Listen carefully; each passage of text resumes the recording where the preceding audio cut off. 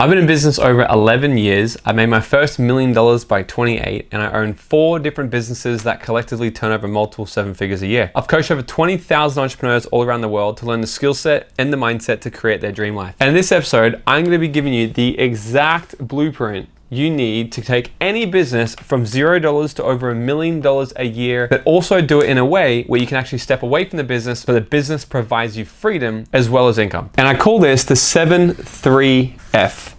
What it stands for is the 7-figure freedom formula. And what it is a 5-step blueprint to literally taking any business from 0 to well over $1 million and making sure that you've got people, team, and systems in place to give you the freedom that you really want. And here's the thing, this is not gonna be a short video. People have paid me tens of thousands of dollars to learn from me, and I'm giving it to you for free. So quick disclaimer, if you can't pay attention for the length of this episode and actually get this to put into your business, then just turn this off right now, because if you can't pay attention for that long, then you're never going to make it in business. Now, before we dive into the 5 actual steps you've got to do, there's one thing you have to get down packed first, and this is the one thing that will absolutely crush any business. Doesn't matter how big, how small. Let me explain. You see, when it comes to actually setting goals and wanting to work on your business, there's one thing that motivates all of us, and it's most of the time, it's the end thing that's in mind. So we set a goal and we want to work towards that goal, but most people get goal setting completely screwed up. So this is how I want you to look at it first. Number one, I want you to look at your lifestyle, because you don't want to just make $1 million. You want to make the money because of the thing that's actually going to give you. So I want you to tap into what's the big pleasurable outcome for you first. What is the lifestyle going to be for you? Is it, for me, when I was 23 years old, I became financially free. I had a residual income of multiple 6 figures, and I quit my job and I moved to Mexico. That's all I wanted to do. I wanted to have the lifestyle living on the beach. So that's what I did. So what we then do, we reverse engineer it and we go, okay, what is the result that I need to accomplish in order to actually get that lifestyle? So that would come down to, let's just say, for example, this video is all about how to make $1 million business. Let's say the result is going to be $1 million. So then what we do, we reverse engineer it again, and we go back one more step.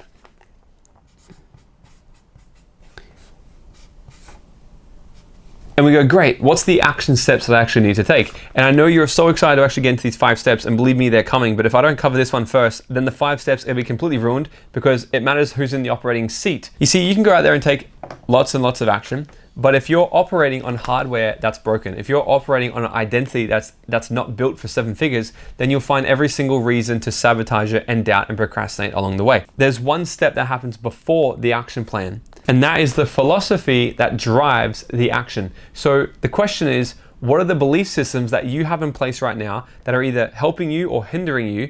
Because if you're not aware yet, we actually have 2 brains. We have a conscious mind and we have an unconscious mind.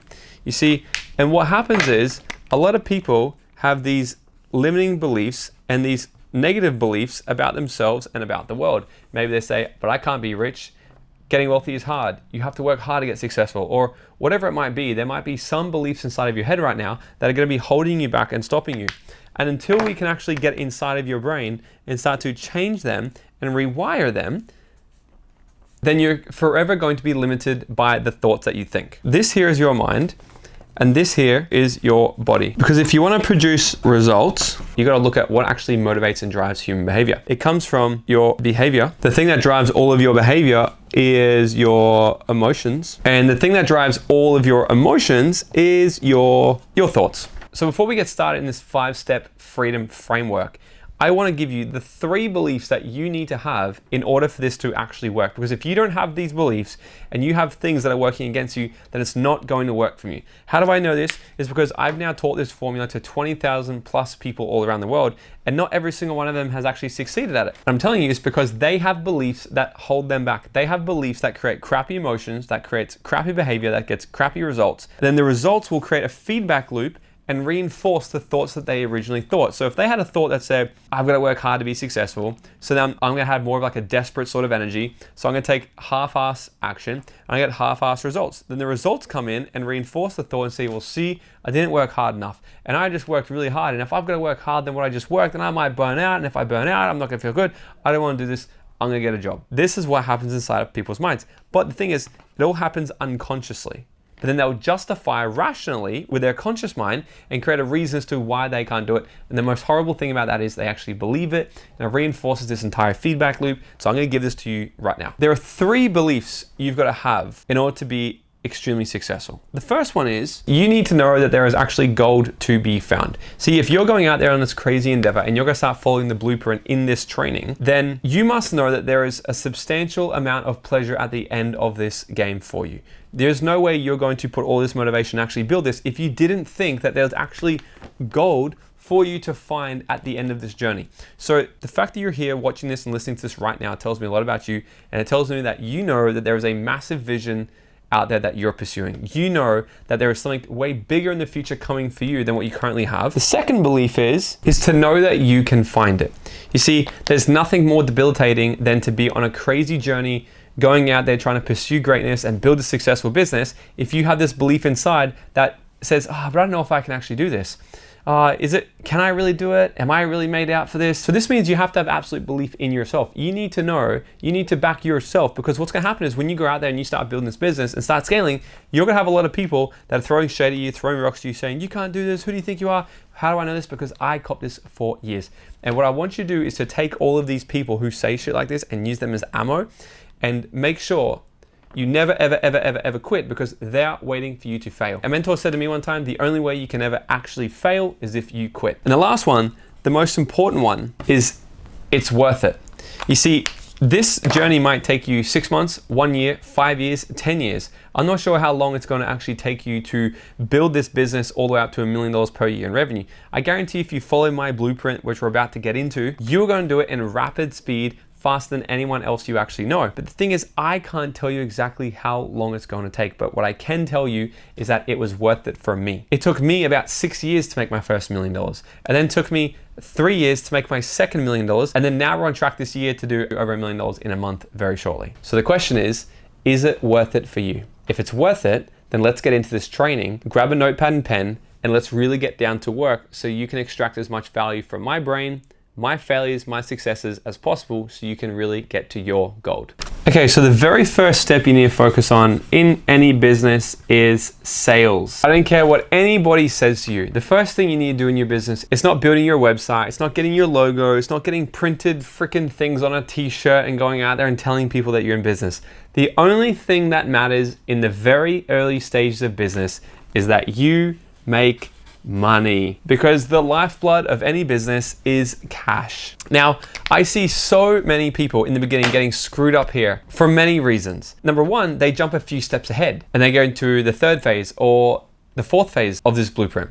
And then they try to set up their website, they start to get their branding, their logo, and they do all these sorts of things. Then what happens is 6 months, 12 months down the line, I bump into them, I say, how's your business going? They say, oh, it's still going okay, I'm still getting some things together. I'm getting ready to get ready to get ready to get ready, okay? Or the other thing that they do, what I see them do, let's say they make a course. They will say, I want to make an online course. So what they do is they'll sit down and they'll create every single piece of content that's going to be in their course, the titles, the editing, they make it all amazing, they put it into my Kajabi, and bam, and then they're ready. And then what happens is they put it out into the marketplace and they struggle to sell it because they realize that they created a product that they thought was good, or that their mum said, oh yeah, you should go make that.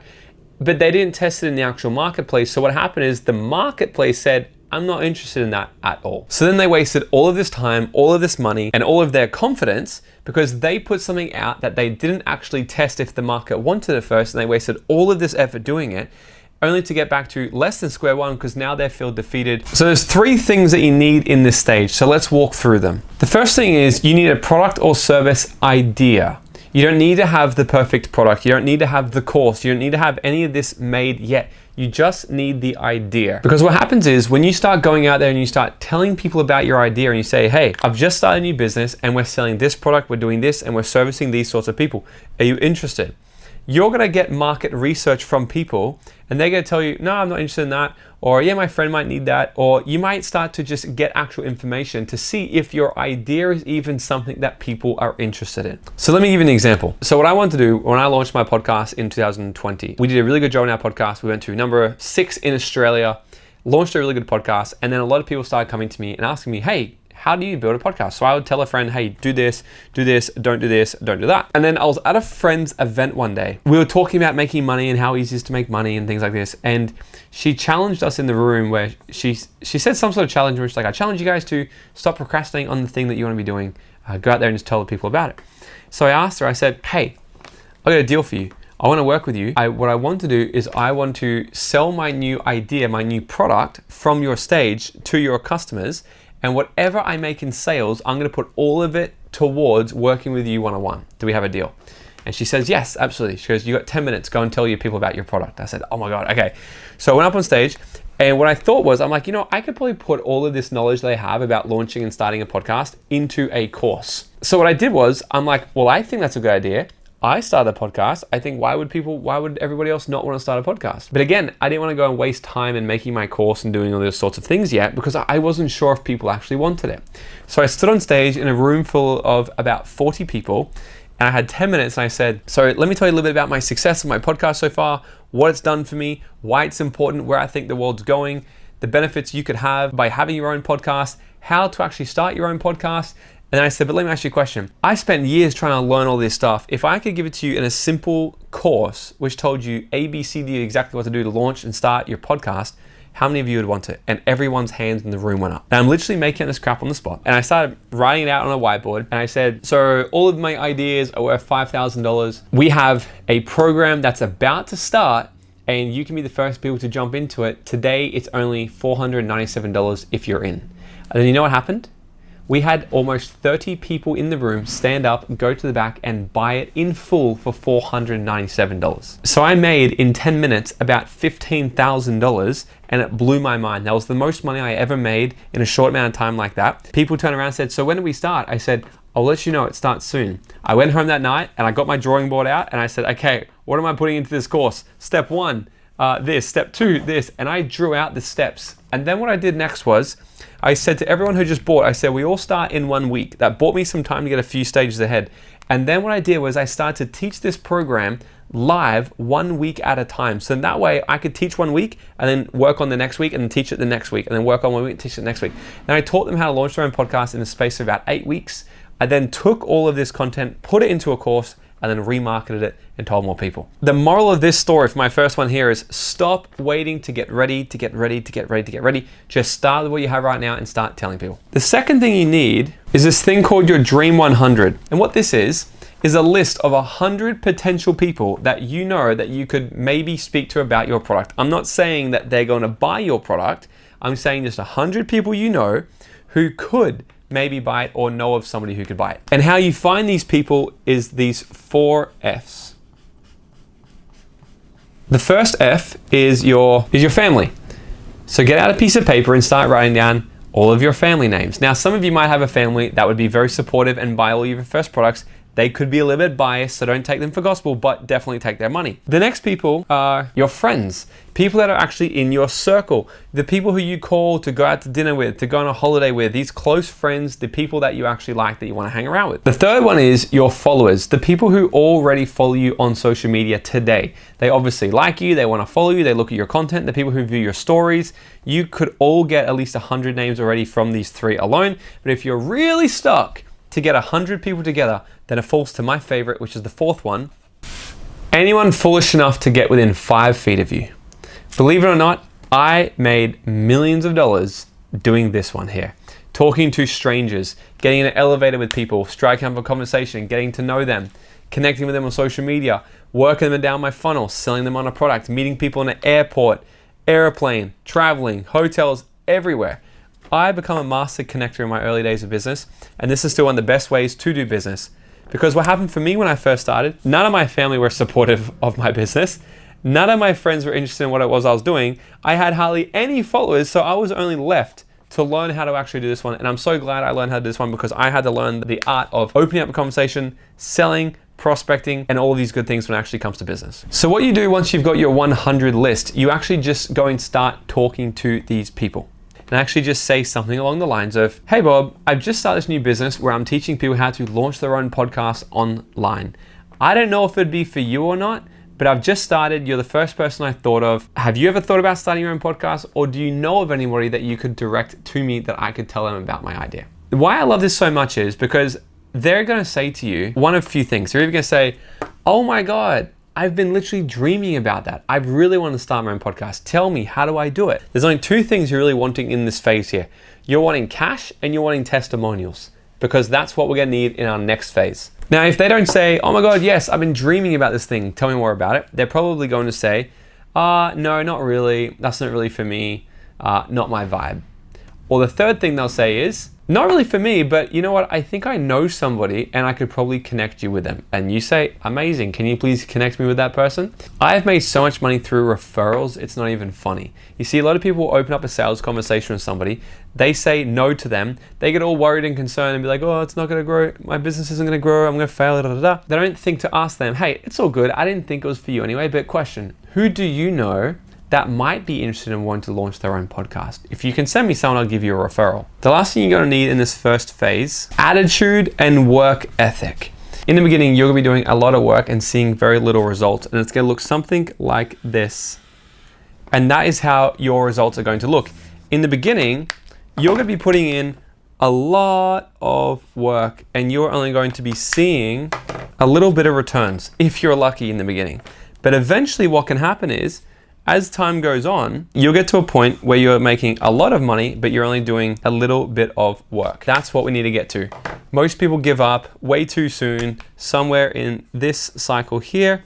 They give up because they're not seeing the results that are attributed to the work ethic they're actually putting in. But the thing with business, you'll be paid dividends in the long run. So the reason I say you really need to get good attitude and a good work ethic here is because the 100 people that you're going to talk to in the beginning here to start making sales and getting testimonials in your business, they are not going to be the people that give you $1 million, but they are going to be the people that give you the skill sets that are going to allow you to make $1 million. So the thing you need in this phase is nothing other than money. If your action's not doing anything that's going to get you more money, then it's the wrong type of action. Don't buy into any story that you think your website's going to get money. It's not. The only thing that's going to get you money in this quadrant right now, right here, is going out and telling people about your business. And the one thing that you need to let go of is the fear of rejection. Starting a business is going to mean you've got to talk to a lot of people, and the majority of people are not going to be interested in what it is you have to buy. So the art of letting go of the fear of rejection is to simply let go of any attachment to the outcome. The only thing you should be focusing on in this section right here is just doing the actual activity that's going to produce the results of money, because the result itself is not going to give you the self-esteem. You doing the action required to get the result is going to give you the self-esteem. This is what's most important in this section.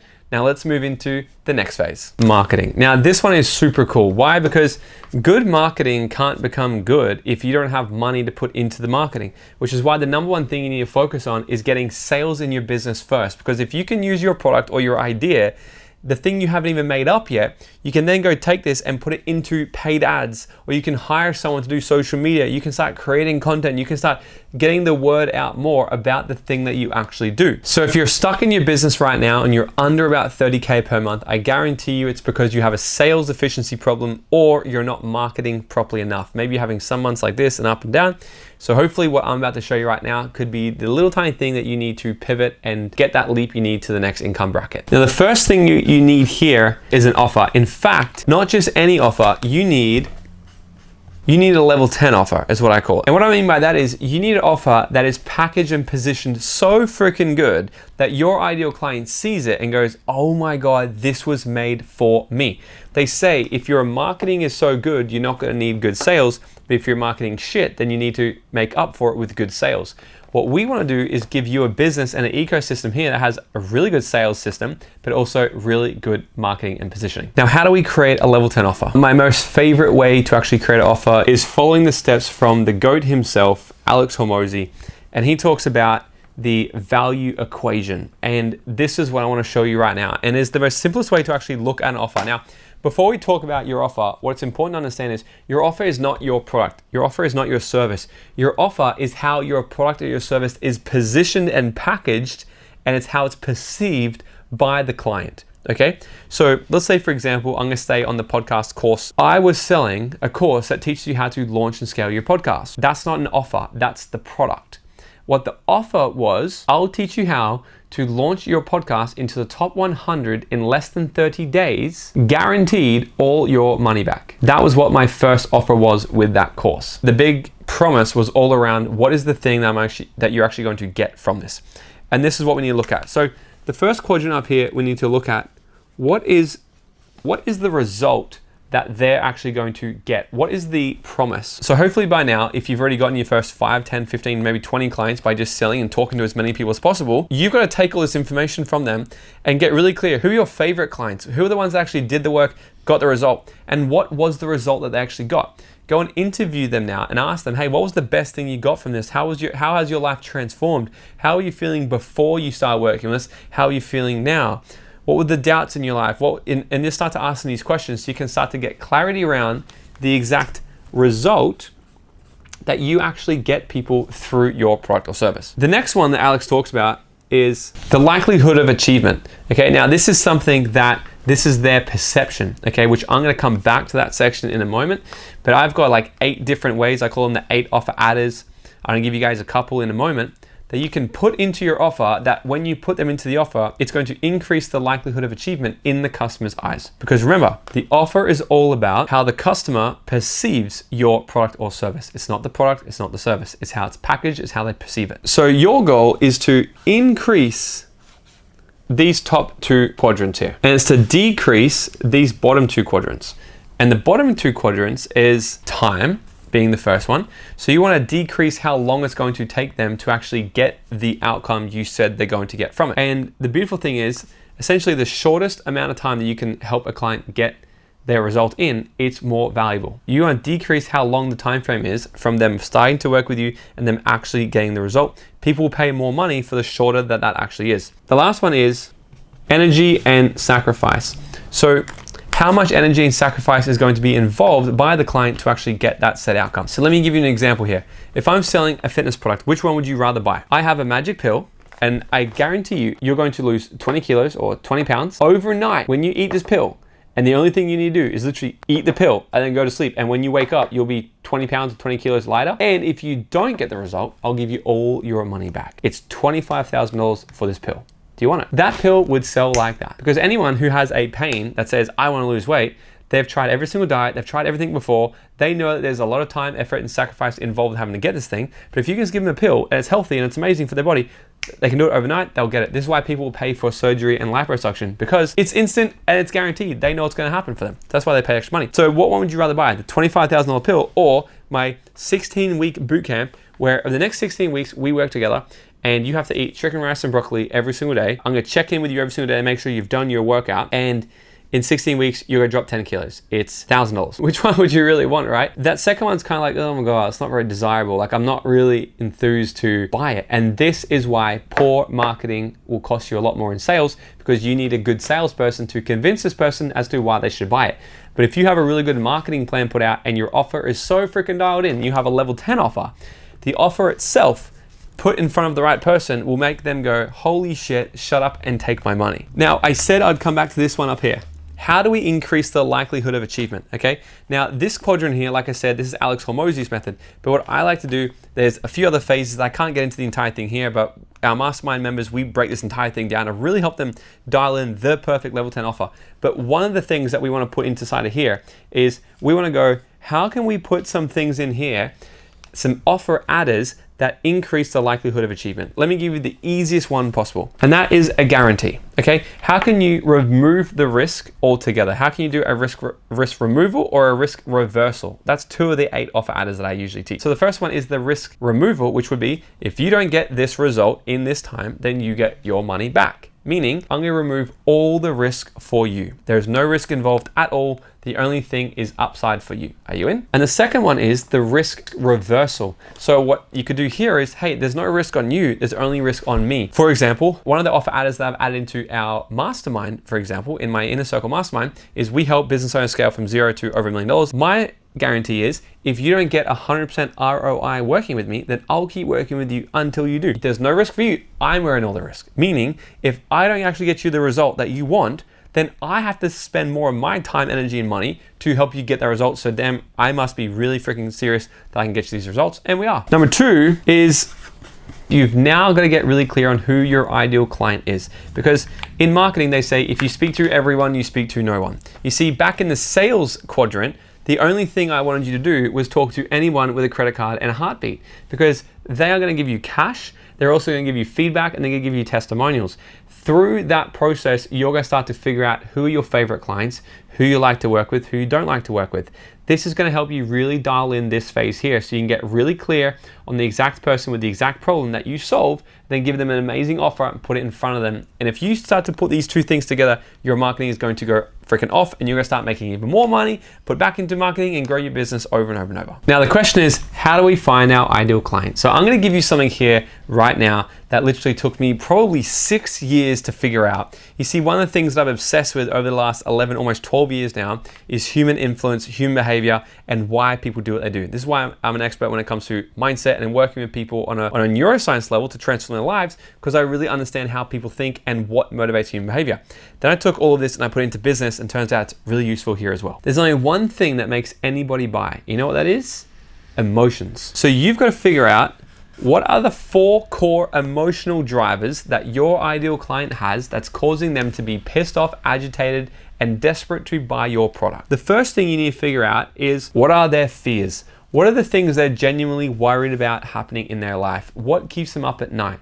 What are the things that bother them, that they're worried and they're just anxious and that, I hope this doesn't happen? Because if you can package your offer in a way how this is going to help your clients get out of being fearful, then they're going to act, because we'll do anything to avoid pain or perceived pain than we do to gain pleasure.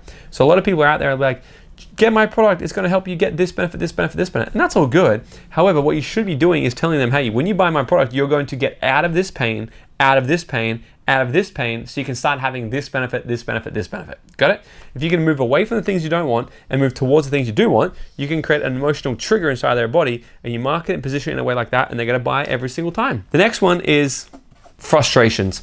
What are they really freaking frustrated with right now? The things that really just piss them off, they're just annoyed at. They're just like that nail that they're sitting on right now that just annoys the shit out of them. They would pay any money to get off that nail. It's the same thing as when you go to a dentist and he says to you, oh, your tooth's looking a little bit bad, you should do something about that. We could do a root canal. It's $5,000. You go, screw that. $5,000, that's painful. For me to go through painful shit in my mouth, for you to get me out of something that's not even painful for me, I'm not doing it. But when the pain becomes enough where you can't even sleep at night because the root canal's got infected now, because your tooth got infected now, then you'll go to the doctor and you'll say, I will pay you anything you want. Get me out of this pain, because the pain of staying in it is far worse than the pain of going through it to get out of the pain. And that's what you need to understand, what is frustrating people, and you need to help them get out of that pain. The next one is their wants, okay? So their big desires.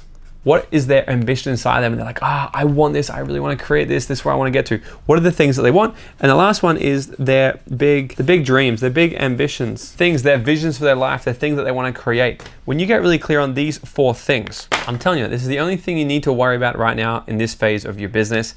You don't need to worry about anything else. Anyone who sends you some stupid ass ideal client worksheet with 50 fucking pages to you to have to figure out if they're a dog lover, cat lover, what color their nails are, you don't need any of that shit. Scrunch it up, throw it in their face, and stop giving that person money. Now, if you want a cheat sheet, I've actually built a cheat sheet that I usually give only to our mastermind students, and I programmed AI to literally think like me, act like me, and I give you all of these prompts so you can put it into ChatGPT and ask it these questions and tell it about your business, and it is going to give you a psychotic, dangerously close psychographic makeup of your ideal clients' buying decisions, their motivators, and also their away from motivators. This one thing that I built has not only made me very successful, but this is the reason behind so many of my successful clients, because they really know what's happening inside their ideal client's mind. So if you want that AI cheat sheet to help you find your ideal client and sell to them better, just go and DM me on Instagram at Morgan T. Nelson and DM me FFWD.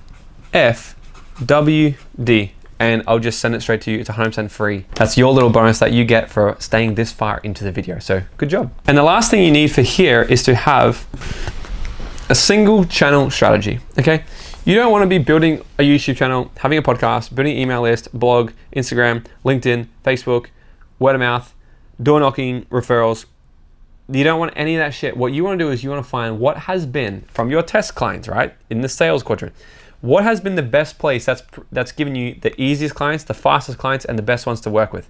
The most predictable, easy clients, okay? So If you are loving getting clients on Instagram, then go for Instagram.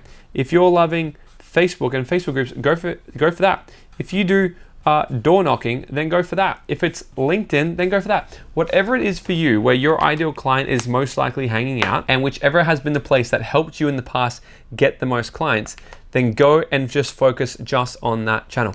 Where people get screwed up is trying to learn too many different marketing and media channels in the beginning, because to be honest, you just need one really good channel, and that's going to take you to more than $1 million a year. It's going to take you to almost $1 million a month. In fact, I was having a conversation with Alex Hormozy last time I was in Vegas, and he said to me, he's like, dude, you don't need to worry about doing any other marketing channel until you're doing at least $1 million a month every single month. Until you get there, don't worry about it. Just focus on owning one. So the number one thing that you need in the marketing quadrant is positioning and messaging. You need to have your level 10 offer positioned in a way and delivering the appropriate message that your ideal client wants to hear through one channel. And if you do this consistently, what's going to start to happen is you're going to dial this into marketing, and it's going to print more money in sales. Then you can put it back into marketing, and it's going to start to create this ecosystem like this that's just going to generate you more and more money time and time and time again. And what you need to let go of is the fear of running out of customers, because what can happen is when you move into this quadrant, what you were doing before isn't necessarily the thing you're going to be focusing on right now.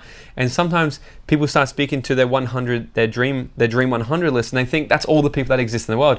And what you need to understand is there's 8 billion people in the world, and there's a small piece of them that would love to buy your product. Your job is to go and find those people, and I promise you, you're never, ever, ever going to run out of that client. So the goal here is get the marketing and sales engine going, take the money from sales, put it into marketing so you can keep this bubble going. If you create these two things working synergistically together, this is going to help you scale to about 50K a month before you start to bump into your next problem. And remember, when I say up to, what I'm saying is before shit really starts to break, okay? So I'm trying to help you get the most bang for your buck before you need to start putting your mind really into optimizing other parts of the business. So that's the second phase of the blueprint. Let's get into phase number 3. The third phase is operations. Now, I want to explain this phase in the most simplest way I've ever understood, okay?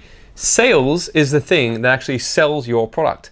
Marketing is the section that advertises and markets about your product. Operations is the section that delivers the product that you marketed and sold to the client. All things operations is the focus on how do you systemize things in a way that the things you're marketing and the things you're selling gets actually delivered to the clients in a timely, effective manner so they can actually get the result that you promised them through your marketing efforts.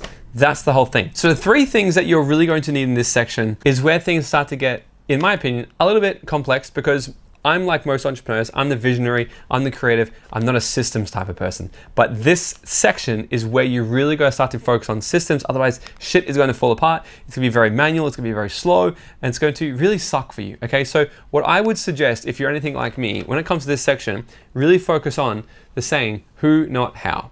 Instead of you focusing on going, well, how do I start to build systems? How do I set up a Go High Level account? How do I set up these sorts of things? If that's not in your blood, if you're not good at that, you should keep your focus on the sales and the marketing, and you should hire someone, you should hire a who that can actually do that. So instead of you focusing on how can I do this, you go, who can I hire with the money that I make in my business that I actually should put into this business now so they can start to take care of these things. So the first thing you're really going to need now at this level is a CRM. Okay, stands for Customer Relationship Manager. Now, there is so many different types of ones out there. Depending on your business that you're building is going to determine the type of software that you're going to choose to use. If you're a clinic owner, I'm sure that there's CRMs out there that are really built for clinics. If you're an agency owner, a coach, or something like that, what's really good is Go High Level. Okay. Go High Level is what I use. Go High Level is pretty cool because it does lots of different things. You can build funnels in Go High Level. You can do your email automations through Go High Level. You can also do the actual CRM in Go High Level. So you can actually start to manage where people are at in their journey. You can start to see onboard people. You can set them up. You can create accounts for every single one of your clients to actually put notes on there so you know who they are, when they bought, when they're going to buy next, what they bought, and all these sorts of things. You can put all the notes about your client actually on there. And you can also do sales sales pipeline. So you can sort of do a lot of things in Go High Level. I'm not an affiliate to Go High Level at all. I don't even have a link for it, but you can just go ahead and jump onto it. It's pretty easy. I mean, I don't know how easy it is because I hire who to run the thing. I don't even know how to log into my Go High Level, but I know that my team use it to do all of these things. And this is how we start to really systemize and start to create a proper process around the funnels, getting attention, emails, making sales, CRM, managing all the delivery of the things that we sold, and sales through core funnels and things like this. Okay, so I know that we're using it to do these sorts of things. So what I would suggest you do is just go get onto Google or ChatGPT and just say, what is the best CRM for this type of business? And insert your business that you actually do. That's gonna just go and play with a few ones to see what you like the most. Now, what I will say, you might be thinking, oh, I know what a CRM is. I have Monday.com, or I have Notion, or I have Asana, or anything like this. And that is not a CRM, okay? That is actually the next thing. That is the next thing that is a project management software, okay? So something like Asana, Monday.com, Infinity, something like this. These are project management softwares. These are things we actually put in the tasks, you can put in the projects, you can put on the things you're actually working on. You start to create drop-down boxes and all these sorts of ugly things that hurt my brain to even look at. But this is why I hire people in the business who can actually do these things. But this is how they manage all the delivery of the things that we're marketing and we're selling all the time to making sure that things are on track and blah, blah, blah, blah, blah. If you don't start to put some type of system in your business like this, it's gonna fall apart, it's gonna crumble, it's gonna suck for you. So I would really make sure that you start to get this stuff in. But remember, this is phase 3 for a reason, because sometimes when people get started, especially more the analytical people, what they want to do when they start in their business, they're like, oh, I'm gonna go set up the perfect systems. I'm gonna set up my CRM. Don't worry about any of that shit, because remember, this isn't making you money. This is not making you money. But what this is going to do, eventually when your business is big enough, it's going to systemize things so the making of money is more effortless and it's more simplified and it's more reliable, okay? So what I like to do is sort of build the system up to the point of almost breaking, and then I strengthen the system and I build it again, then I break it, then okay? I don't do it the other way around, because remember, this is the blueprint for you to go from 0 to 7 figures as fast as possible. This is how you do it. The third thing you need in this quadrant here is an actual operational system, okay? Now, people talk about systems in your business, and there's always gurus out there that will promise you like, I'll help you systemize your business. Like, what are you even talking about? Where does that even start?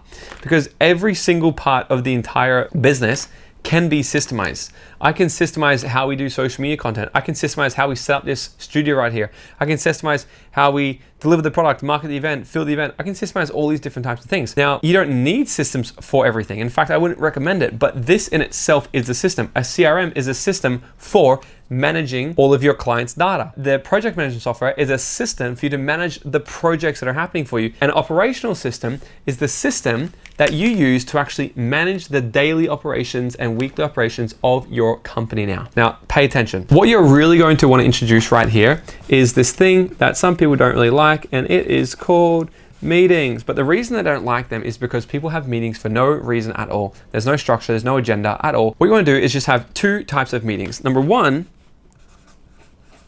you want to have weekly meetings, okay? And in weekly meetings, all you want to be covering is wins, to-dos for the week. So you want to have everyone go over, so what are you getting done this week? What did you get done last week? And going over your rocks, okay? So what I mean, the rocks are the big projects you're working on for the quarter, okay? So you just want to have a super quick meeting with people, maybe 30 to 60 minutes maximum, and go, cool, let's go over some wins. What's some professional and personal wins for the week? How's your rocks looking? Are you getting things done? Are you stuck, on track, or bottleneck? And what's on your to-do list this week? What are you actually getting done? This is how I manage people from afar, and they're working on things, because next week I'm gonna catch back up and we're gonna go over the meeting again. And the next one you wanna have is a quarterly meeting. The quarterly meeting, you wanna just go back over the vision of the company. You wanna go back over the quarter plan, and you want to set rocks. So you want to go have a meeting with your team, go, okay, remember guys, here's where we're on track, this is where we're going for the year, here's our year goal. Let's look at our quarterly plan. So the last quarter, here's what we got it done. It was amazing. What are we doing the next quarter? Now in this quarter, let's set more rocks. What are the 3 things I'm going to focus to get done this quarter myself? What are you going to get done this quarter? And everyone sets accountability to actually get certain things done in that quarter. And then those are the things that you actually hold people accountable to on the weekly meetings. That's it. You don't need anything else. Anyone else who tells you need more than that, tell them to go get fucked as well. The things that you actually need is nothing else other than systems. You need systems here now. You need a rhythm. You need a perfect repeatable system on how you do the marketing, the sales, and the delivery of your product. And how do you do it repeatable, amazing, because this can help you streamline things, get things done faster. People are out there thinking AI is going to save my business. No, no, no. AI is never going to fix a broken business model. And if you're not at least at this phase in your business doing at least $50,000 a month, AI isn't going to help you either. What it's going to do is distract you more, because usually what AI really can help people with is dialing in their marketing better and dialing in their systems better. But if you're building your business on a foundation of sand, AI is just going to destroy it even faster as well. So don't listen to the noise of people saying you need AI. Don't worry about it. What you need to do is follow this blueprint first. Then you use AI to streamline stuff and make it get better. And the thing that you need to let go of in this section is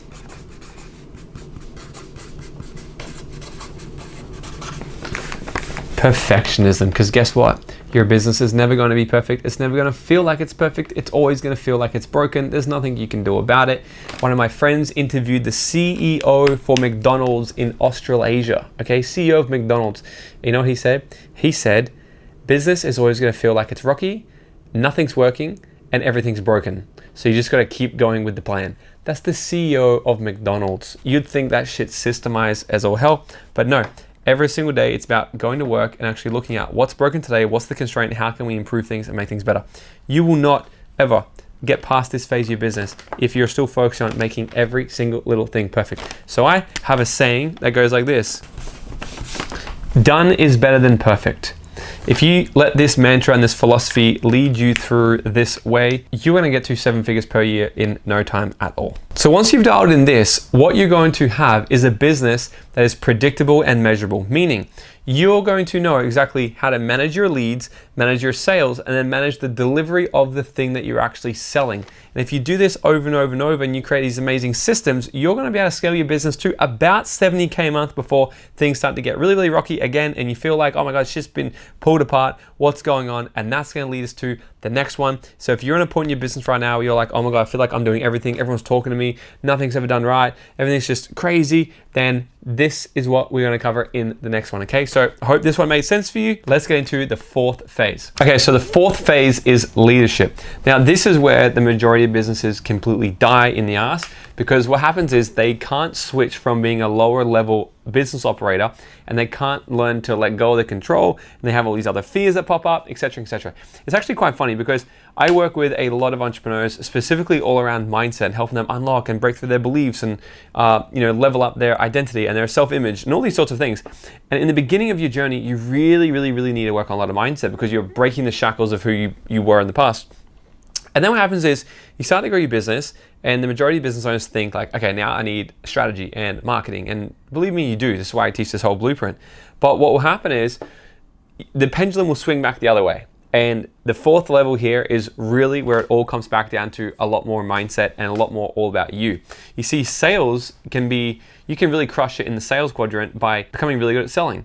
You can crush it in the marketing quadrant by becoming really good at marketing and having a good offer. You can crush it in the operations quadrant by having really good systems. But leadership, if you don't learn how to come back to yourself and really break through your own limiting beliefs again, then you'll be forever stuck at a business that does $50, $60, maybe $70,000 per month. It's really going to be hard for you to level up and go to the next level, because leadership is all about influence. Leadership is about you stepping out, and leadership, this section here, is about you developing proper structure in your company and learning how to inspire your team so that they can start building the business for you. So let's dive into it. The first thing you need in this section is vision, mission, and values. The vision, mission, and the values of your company. Because now you're at the size where you're starting to have a few employees and you have the vision in your head. You're so excited, you know where you're going, but they don't know where they're going. So which means you can sustain a longer period of failures and not getting the goals and working hard before you eventually give up. But they, without a clear vision, then everyone's going to just give up. No one's going to work as hard as what they possibly can, because they don't know where they're actually going. And it's up to you as the leader to actually start to cast this vision. So simply put, the vision is the where. Okay, so crafting a vision for your company. Where are we actually going? Where are we going? The mission is the how are we going to get there, and the values are the who. So the vision is where we're going, this is the destination. The mission is how we're going there on a bus, and the values are who are we going to let on the bus. If you don't have this set up in your business, you're gonna let anybody come in, you're gonna create a crappy culture, no one's gonna work together really, really well, and nobody's going to be able to collect the torch from you, have it passed down effectively, and get inspired to actually want to build a business and perform the best they can in their role. So you've got to have a really clear vision of where you're actually going. Why are we doing all this work? And when you can have a clear vision, everybody gets excited. So here is our vision statement for one of my companies. By 2034, we envision reaching and inspiring over 5 million individuals globally, generating $100 million in annual recurring revenue, and expanding our influence through programs led by our exceptional trainers. Our vision is to be the beacon of knowledge and empowerment, guiding individuals to unlock their fullest potential and build the business of their dreams to unlock true freedom. Because what we do in our education company is we have a series of different seminars and training programs, and we work with entrepreneurs from the beginning all the way up to multi-million-dollar businesses, helping them become the person that they need to become so they can grow the business that they want to have, so they can have freedom, so they can effectively dream out loud. That is our whole business. So we have transformational mindset programs, money programs, speaker training programs, business programs, and then obviously we have our high-end mastermind where people work for us long-term. So our mission statement is to empower and transform the lives of millions worldwide through unparalleled events and online education.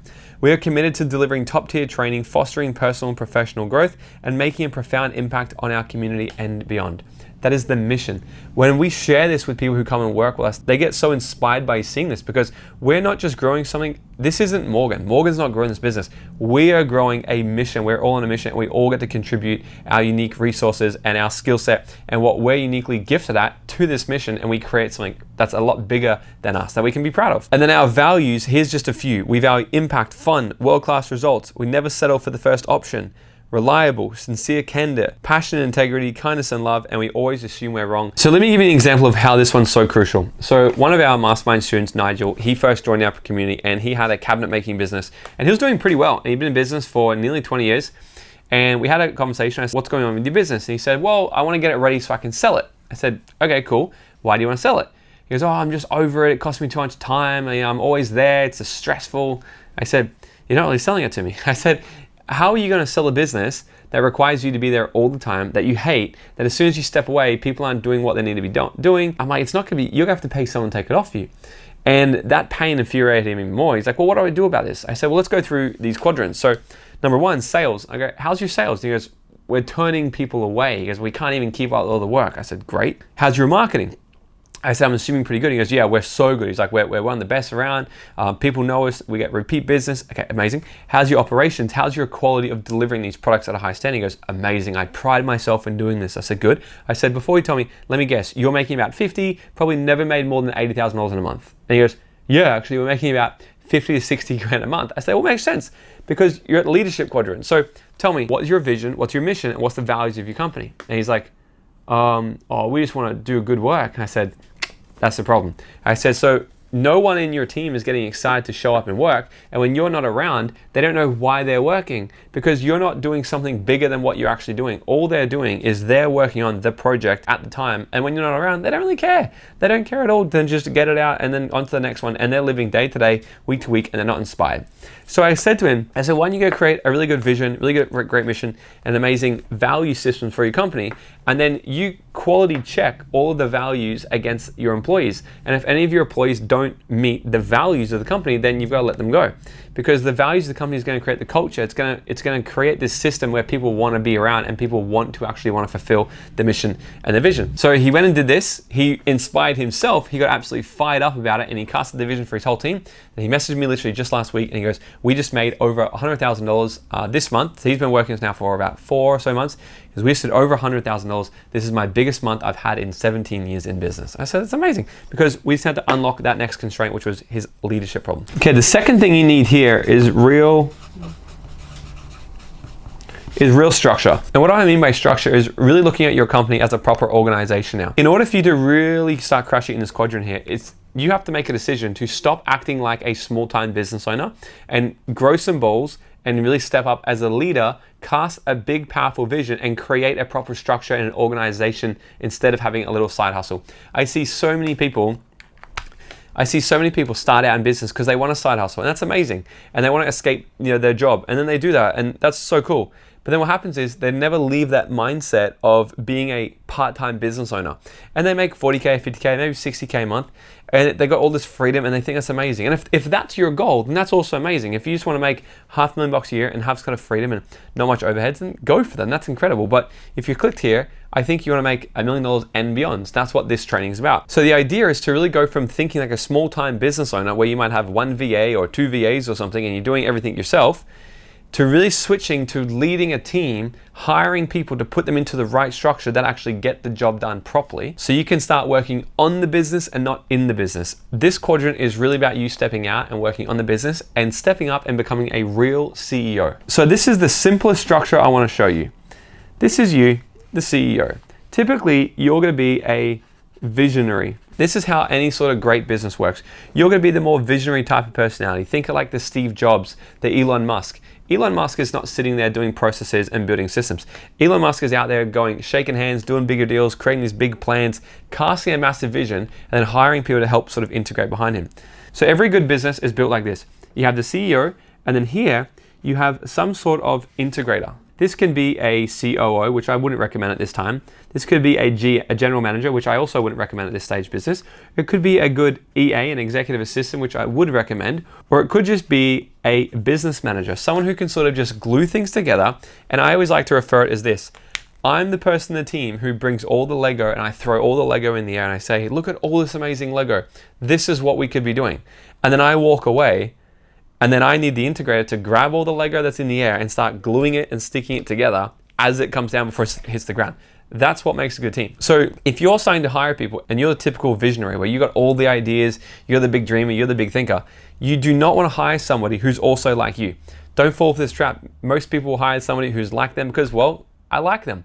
But what you've got to do, this person will probably be somebody who irritates the shit out of you because they are someone who's going to be a lot stricter when you're kind of more fluid. They've got to hold you accountable to the things that we put in motion so you don't just keep chopping and changing every single day. Believe me, this is what I do. So you need someone in this position here who can just start bolting things together. When you're out there doing things, you can throw it to them and say, can you just make that happen? This personality here, they think of the ideas, they think of the dreams and what they want to do. They cast the vision. This personality here, they're in charge of actually making it happen. Underneath this, you just want to break this into 3 really simple departments. Number 1, sales and marketing. So you need to start to think about, who do I actually have in this box down here who's in charge of getting leads and making money in the business? You know what? It could even be you, and that's okay. That would be one of the last sections I really delegate, because that way you can always stay in control of the messaging, the marketing, and the sales and making money. No one's probably gonna be more motivated to make money in the business than you, so that would be one of the last ones I let go of. But you might wanna get help in here. So you might wanna have help with your social media, someone who can build websites and funnels and things like this, okay? So I've always had multiple people in this section. However, I've always sat overseeing the entire thing because I like to have my finger on the pulse of what's happening still there. The next section here is operations, okay? So again, you might wanna have someone who's a customer success manager, someone like that, for example, or you might wanna have an ops manager, someone who's purely in charge of delivering the thing that you are marketing and selling. So when you do the marketing and you do the selling, you pass it to this team here, and someone there makes sure that the systems work, the thing that they actually purchased gets to them on time, and it gets delivered in a great way where it gets them results. And the last section over here, you just want to have someone who focuses on finance and admin. Okay, so under here, you're definitely going to want to have an accountant. You might want to have a bookkeeper, and then probably just a general VA, someone who can do emails, invoices, booking things, talking with clients, this sort of just general stuff. Now, before you go and get overwhelmed, again, if you're getting overwhelmed by this, what I'm about to show you next might blow your mind a little bit, but let me tell you right here, if you can't grasp what I'm about to show you next, you're never going to grow a successful business. So just suck it up, learn to get through it, and I'm going to teach you the most simplest math you actually need to scale your business. If you can just get what I'm going to show you next, you're going to make as much money as you want. So get ready. Now, number 3, LTV to CAC ratio. This is something I wish I learned a lot earlier. If you're in this quadrant right here, this is definitely where you need to start to understand this, okay? And essentially what LTV to CAC ratio is a fancy way of saying how profitable your company is. Or you understanding how much money you can spend to acquire one customer because you know how much one customer is actually worth to you. Now, I will say to you, this is where some maths comes involved, but it's not complex math. This is legitimately like grade 3 or grade 4 maths whenever they start to bring in some multiplication. Number one is your LTV. So essentially your lifetime value of your customer. In other ways, how much is one customer worth to your business? So how you find this is you find your average purchase value times the average frequency of how much they buy times how long they stay around for. So for example, if you own an agency and the average purchase value is $5,000, they pay that 1 time every month. And the average span they stay for is 6 months. That's how long the average customer stays for. So, because by now, hopefully you've been in business for a little while and you can start to see some trends. Now, this number here is always going to be evolving and changing as much as your business grows. Because the data you have right now, if you've been in business 6 months or 3 years, you can only work off how much data you have. But some of these much bigger businesses out there who have been in business for decades will have a very, very, very accurate number. And at this stage of your business, you don't have to get really accurate with this. You don't even need to go speak to your accountant. I just want you to get rough numbers here because this is going to start to help you get a gauge of how much you can spend to acquire a customer. So if these are the numbers here, your LTV would equal $30,000. Now let's look at your CAC, which stands for customer acquisition cost. So essentially, how much does it cost you to actually get a person who's going to spend on average $30,000? And this number is easy. So you go total marketing and sales cost divided by the number of new customers.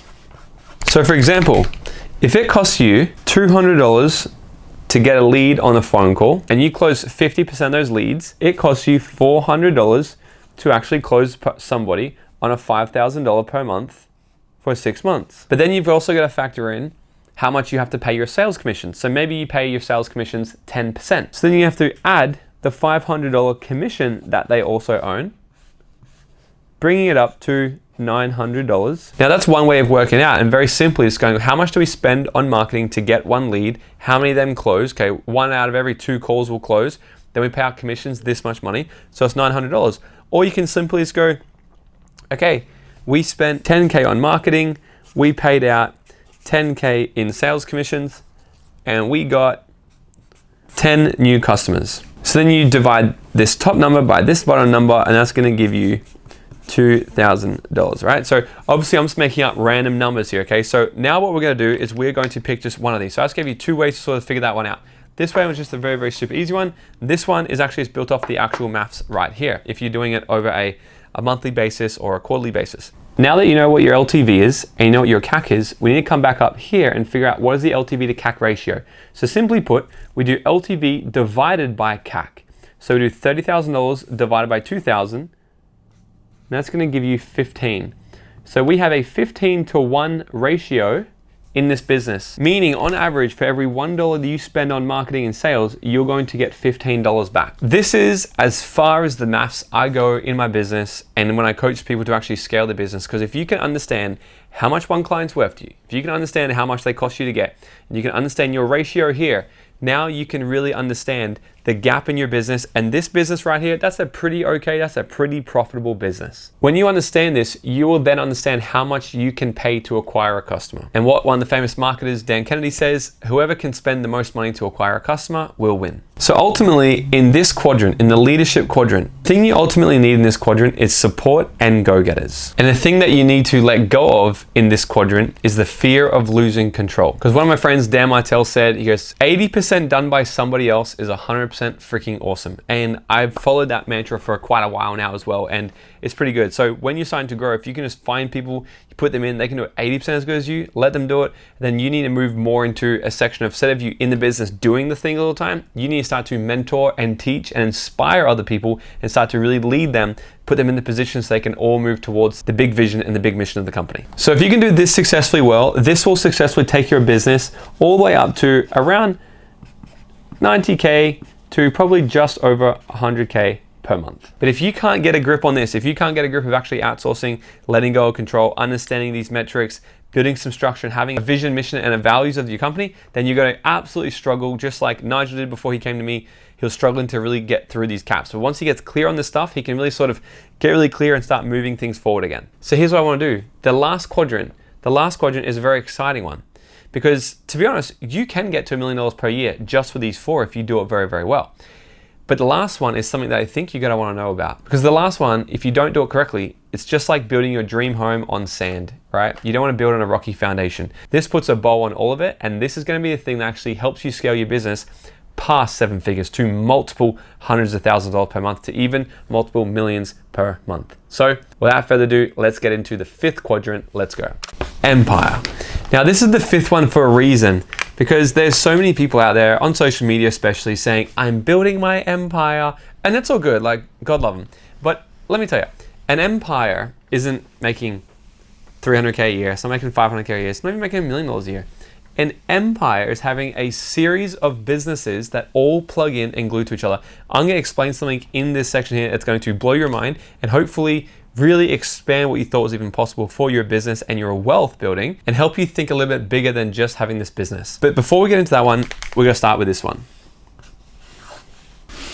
Getting JVs and partnerships, okay, so joint ventures or partnerships. So the cool thing about this is I literally just got out of a meeting just then with a friend of mine. He owns a completely different business to what I do, okay? He teaches people about finance and financial education. I teach people about scaling their business. He's a financial advisor. He's a CFO. He's got so much experience.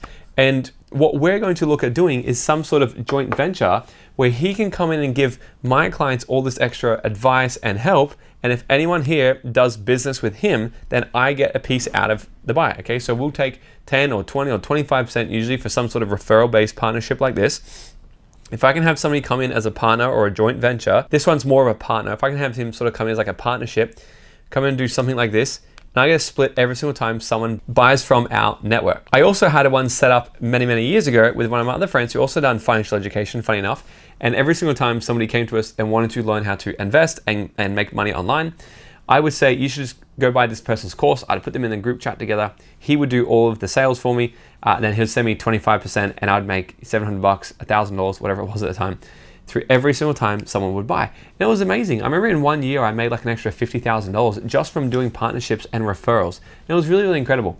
But doing one here and one there, that's kind of good flirting. What I'm talking about here is having strategic partnerships and strategic joint ventures that actually glue into your business because you both share the same customer, but you sell a different product. This is what I want you to start to think about here. And a joint venture, a really good joint venture explanation would be, let's say for example, you own a hairdressers, and in the hairdressers, you come in and people can come get their hair cut, get their hair colored, hair shampooed, and all of these certain types of things. What you want to start to think is get really strategic and go, how could I create a joint venture with this business here? So let's say you own a hairdressers over here, okay? People are in here getting their hair done and all the rest of it. But right next to you, there is a car dealership. Now, you might be thinking, what has a car dealership got anything to do with my hairdressing business? Well, I don't know. Maybe the fact that most people who own a car probably also need to get their hair done, and most people who get their hair done probably drive a car. Now, let's say, for example, if this is a Mercedes dealer, chances are the types of people who buy Mercedes like premium products. So if your hairdressers is a premium hairdressers, what you could do is this. You could go walk on over to the dealership and do them a deal and say, hey, I have a really cool deal for you. Can I please give every single one of your new customers an incredible gift? And the gift is going to be a basket with all these new hair conditioning products and a $50 voucher to come and spend at our place. Now, because you understand you're a CAC, because you've done the leadership quadrant properly, because you understand you're a CAC, you understand that you can spend up to this much money to acquire a customer. So what you then go do is you put this little goodie bag together, you go to the dealership and you say, can you give this out to every single one of your new purchases? Now, if they're putting through 100 new purchases a month, how many of those people who get to now trial your product and get a voucher and come to your hairdressers, how many of them do you think are actually going to come and do business with you? I would say quite a few. What that also does is a really good bonus adder to the car dealership, because they're like, well, of course, I'll give them a free gift because now it increases our value that we get to give to our customers. So that's just a couple of different examples that you can start to do some really cool strategic stuff out of awareness where people don't see it in the normal business eyes.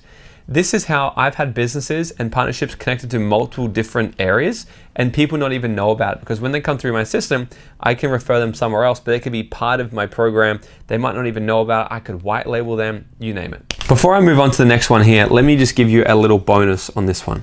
If you really are excited by this, because there is so much, not just money you can make here, but pure profit, because if you do the right partnership or joint venture, you can decrease your CAC and increase your profit margins.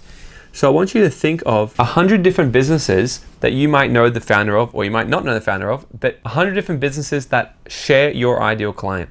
Because if you can go find other businesses that also have the same client, they service the same client as you, but they share it in a completely different way, their product is not in competition with you, chances are you could probably get strategic and find some sort of way where you can share customers.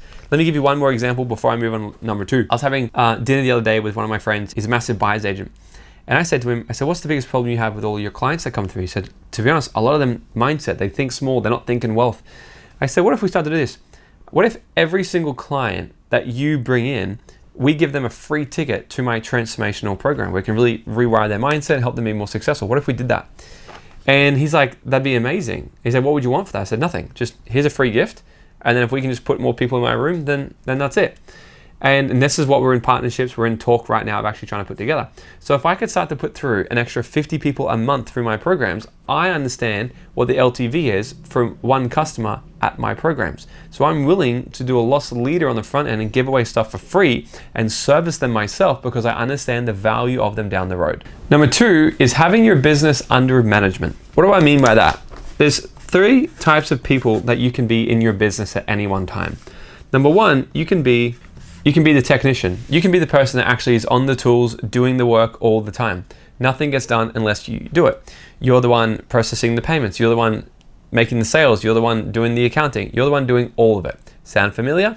Most small businesses are the technician, and this is why they don't grow, because they don't understand these quadrants. Once they start to understand it, they level up, and then they become the manager, which means they start to hire technicians, they hire people underneath them, and then they start to manage people.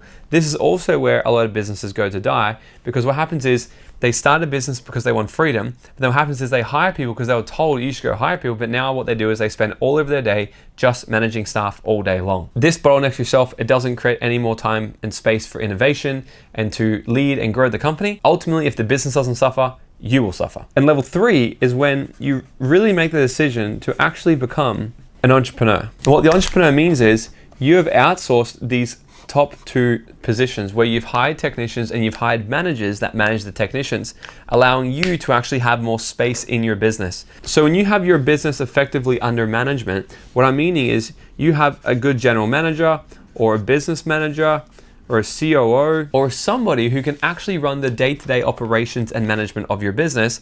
So that way, if you leave the business, it still operates without you. You're still gonna make money. Everything actually starts to operate. This is how you know you have a real business, when things are properly systemized. And I'm not talking about just doing Google Sheets, where you've got proper processes, it's detailed, it's systemized. You have team and staff in place that can run the business when you're not there. So now when you have your business completely under management, cool thing is, you don't have to be in the business anymore unless you choose to. So now what do? Well, you've got 2 options. Option number 1, buy a one-way ticket to Mexico, like I did when I was 23, and just go and live on the beach and do sweet fuck all and slip margaritas every single day. So you can either get to the place where you've got complete freedom, where the business now produces cash flow every single month and it pays you more money than what you need to live, aka real financial freedom. Or if you're a bit of a sicko, like I am, like I'm pretty sure you are as well, especially if you've gotten all the way to empire, you're going to want to probably do option number 2, which is actually our 3rd step, which is called wealth building. Now, wealth building is when you take your bucket of money that the business produces and you then go and disperse into other buckets that also make more money.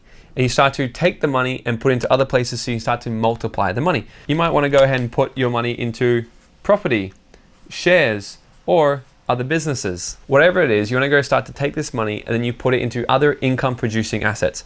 Now, let me destroy the myth that all millionaires have 7 income streams. In fact, I've actually made a video about that. You can see it on my page somewhere.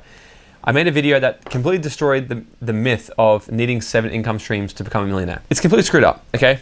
I was a millionaire at 28 years old, and I had a few income streams, but what I can tell you is one major income stream was my biggest golden goose, and then I took a little bit from the rest and let it trickle into the other ones. The average millionaire, yes, they have multiple income streams. I think, kind of off the top of my head now, I have somewhere between 8, 9, 10, something like this. But what people get wrong is they think in the beginning, oh, I need to have 7 income streams. So I'm gonna start Bitcoin trading. I'm gonna start a job. I'm gonna get a side hustle. I'm gonna drive Uber. I'm gonna make this business. I'm gonna join network marketing. And they think they need to do 7 different things in the beginning. I remember talking to somebody back when I had a job when I was about 21, 22 years old.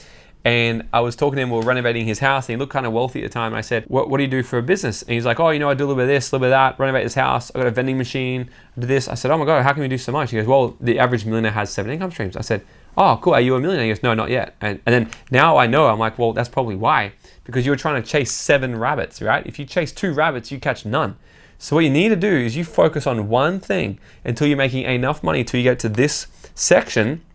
Then you start to take the money from here and you put it into other areas. And what I want to show you right here, this is the ultimate hack to really getting wealthy. This is exactly what I'm doing right now. I'm not saying that I'm a master at this, but I'm literally showing you my game plan.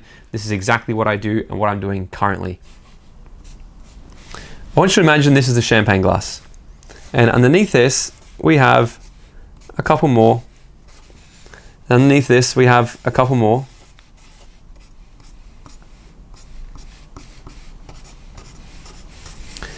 And then underneath this, we have even more.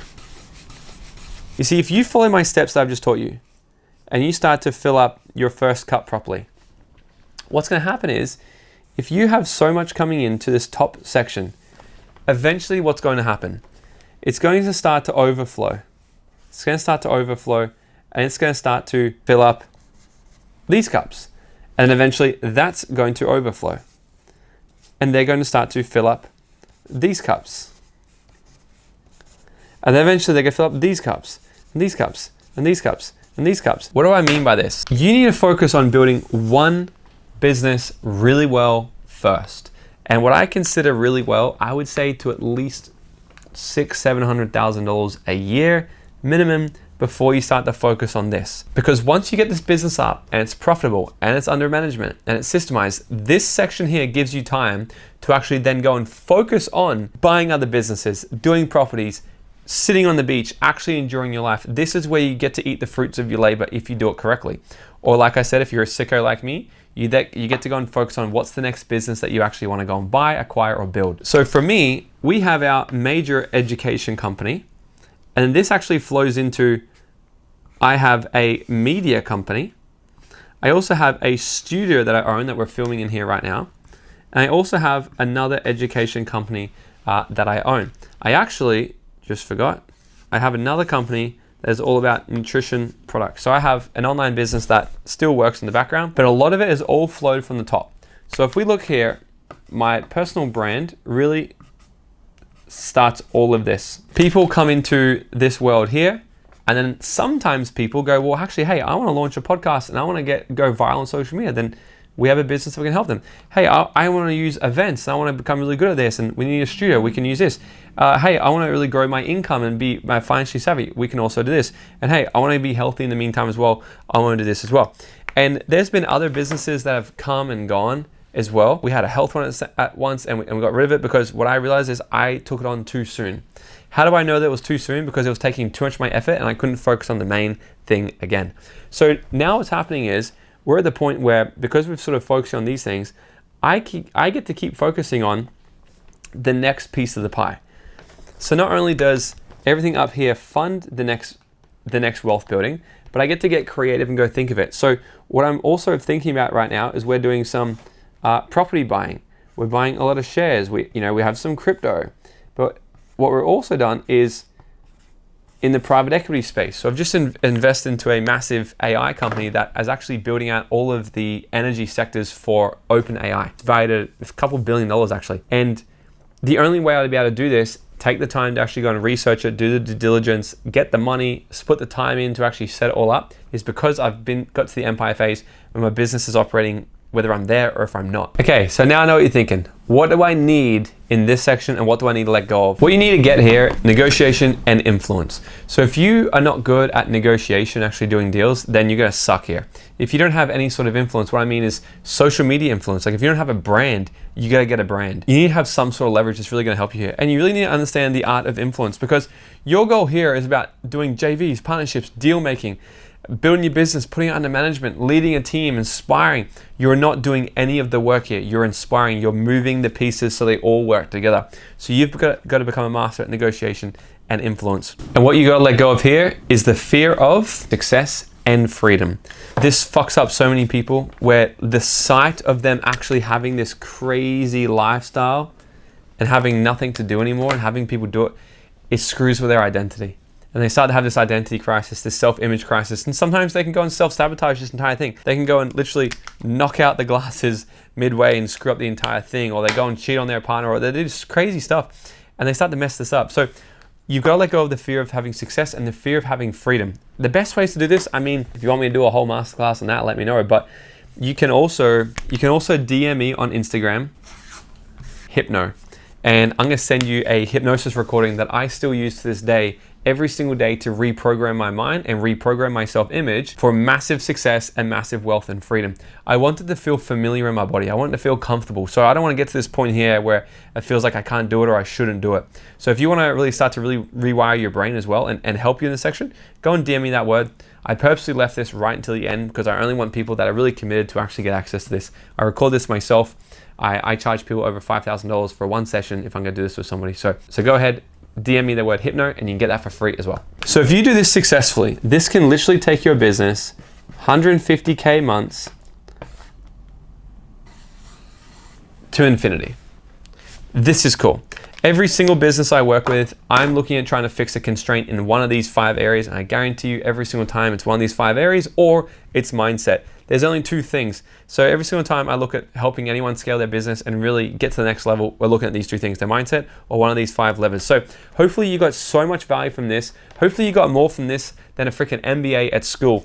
Because one thing that I also might add, I've never gone to university, I've never studied business, I've never done any of these things. What I've done is just over the last 11 years, invested close to $1 million in trying to learn these things myself, travel all around the world, learn from some of the best gurus on the planet, so I can just figure it out for myself. So now I feel like I've really been able to figure this out. I know this really, really well, and I want to be able to teach this to as many people as possible and help as many people. So if you did get this far and you got value from this, obviously it goes without saying, subscribe to this channel and share this video to somebody else who you also know is out there hustling, trying to figure out on their own, and hopefully this blueprint can really help them get from wherever they are to where they want to get to. You already know my mission is to impact over 5 million people in the next 10 years through education and training. So it means an absolute world to me that you not only subscribe right now and share this video to somebody else, but you gave me your time, which is our biggest commodity. So I don't take that lightly. So one thing I do want to do is not take any more of your time. Let's bring this training to a wrap. I hope you got a lot of value from this. I can't wait to see you on the next training. And of course, if you love this and you want me to do more topics, let me know in the comment section below what you'd like me to cover next.